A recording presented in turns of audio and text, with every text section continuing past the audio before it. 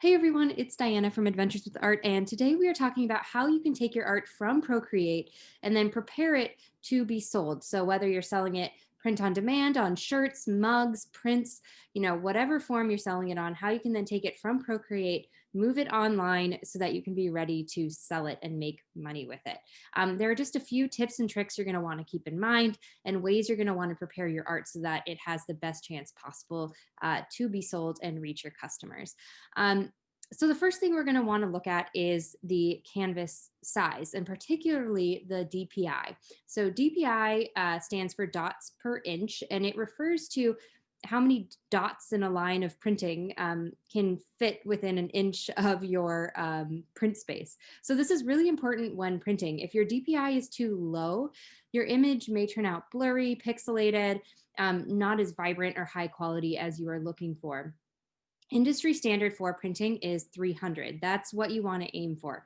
If it's a little bit off, it's not going to be a huge factor. It also depends on how big you're printing your work and, the different types of printing you're doing. So, it can vary, but generally you want to aim for 300 and around, that range.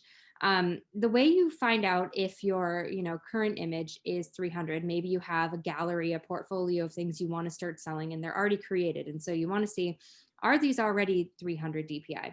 What you're going to do is you're going to come up to the wrench, click on canvas information, and then go to dimensions. Down there at the bottom, you'll see DPI. So you want it to range somewhere in the 300s. If it's in the 200s, you might be okay. Just check it out, with your printer or with, the online platform you're using. But 300 is what we want to use. If you are creating a new piece of art, it's just best to go ahead and create it at 300 DPI so you're ready for it to print well. So the way you do that is if you go to your gallery, you click on the plus button to create a new canvas, click on the little square with the plus right here next to new canvas. And as you can see down here, there's a spot where you can just enter DPI. So make your canvas whatever size you need it to be. Make sure you have 300 DPI set, and then you are good to go. So that's just an important thing to keep in mind, just so that your art prints really well. The other thing you want to keep in mind is your colors, right? So when you're looking to have your art be on certain products, right? If I wanted to print this banner, for example, on a yellow t-shirt, that may not work very well because the banner's not really going to stand out. I may want to look towards like a black shirt, even a white mug would be fine, but something that's yellow, light colors may not work really well given my color scheme that I have going on here. So that's something you just want to keep in mind is, what are my colors and what colors am I looking to sell with my products, right? So I do a lot of like black and navy shirts, and so I tend to do a lot of bright, lighter colors so that they really stand out. The other thing you want to keep in mind is the shape of your design, right? So this is a design that would work really well on a mug because it's really long and it's really thin, and so it would wrap around a mug really nicely. As we'll see later, it may not work as well on a t-shirt, for example. Like on a t-shirt, you may want something that's a bit narrower and taller.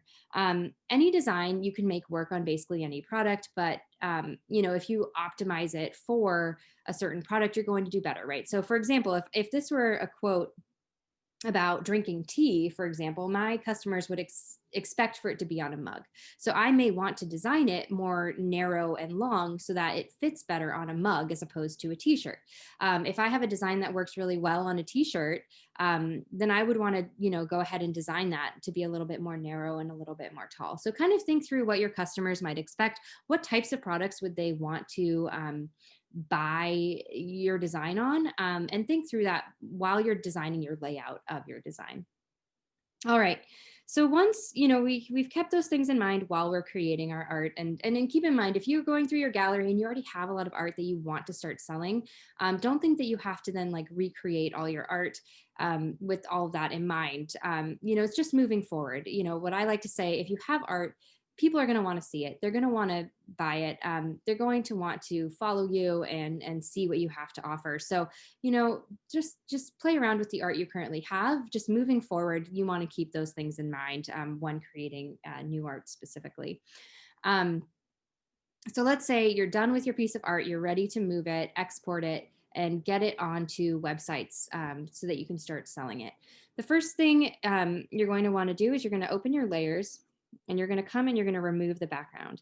This just ensures that we don't have a big white splotch, so that I can put this on, a black shirt and I don't have a white box around it. We want to make sure to have a transparent background and that just our design is showing. And then, of course, you want to make sure that all of your layers that you want to have incorporated in your design are selected and showing that your design, this is like looking at it right now, this is how it's going to look when we move it. And once we move it and export it, we can't change it. So just give a good overview, make sure it looks the way you want it to look. Once you're satisfied with that, you've removed the background, come on over to the wrench. You're going to click share, and we're going to export it. I say always go with PNG. PNG is just the highest quality. It's what works really well with print on demand companies, online companies in general, for getting your work on their platforms. So just go ahead and click PNG. That's going to export. Now just pick whichever way you want to share it to your computer. I usually AirDrop. You could use, Drive. If you use Drive, that's a great way to then also have save it at the same time. So that can be a win-win to just kind of have a backup and a saved version of your design as well as share it with yourself. So that can be really great. Choose whichever form of sharing to your computer. Click export, get that onto your computer, and then we'll talk about the next steps. All right, so once you've exported your design and it's on your computer, we are ready to start adding it to our online store. So you may be using any type of online store, through Shopify, Etsy, Merch by Amazon. You may be uploading it to Printful, Printify.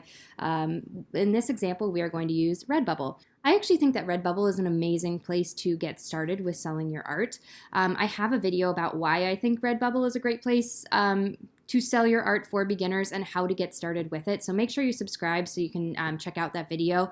For the purposes of this video, we're not going to go into the details of how to use Redbubble and get everything uploaded, but do check out that video to get more details on that. The reason why I'm using Redbubble for this specific tutorial is that it can show us what our product looks like, or what our design looks like on a number of different products.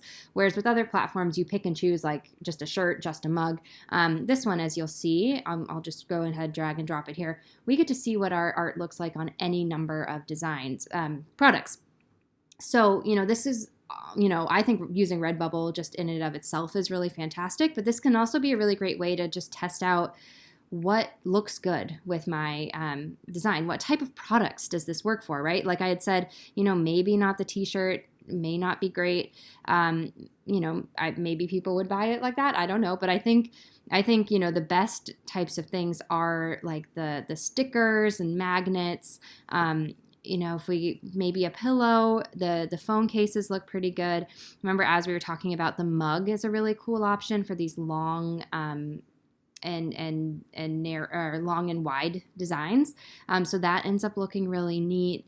You can take a look at bags, phone cases, notebooks, any number of things, water bottles, pins. You're going to have to go in and adjust these. Like it doesn't scale correctly right when you just drag and drop and upload, but it will give you a good sense of how your design looks on any number of different types of products, which is really cool.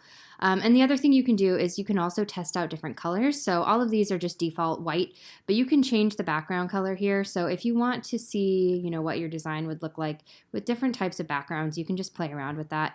And see what might work best given your design, which can then be really cool and a good way to just figure out what colors you want to be using, for your products. So that is also a really neat perk. So I'll just show you here. If we, that's a very bold green, but just as an example, you can just try around different types of colors and also get a feel for how that would look. So again, I think Redbubble is a really great place to get started. It's also a really great place to do research. It's really similar. Once you have your design on your computer, it's just going to be a transparent image that you can then just drag and drop into any of the platforms that you are then selling on. And then you can apply that to any number of products that you're looking to create. So again, make sure you subscribe. There are more in-depth tutorials about how to use Redbubble, how to use Printful, Printify, Etsy, other platforms that you can then sell your art through. Hopefully this was just a good intro into how to then even just get your art from Procreate onto these platforms. And so hopefully this is setting you up for some great online selling success. All right, hit that like button, hit that subscribe button. I'll see you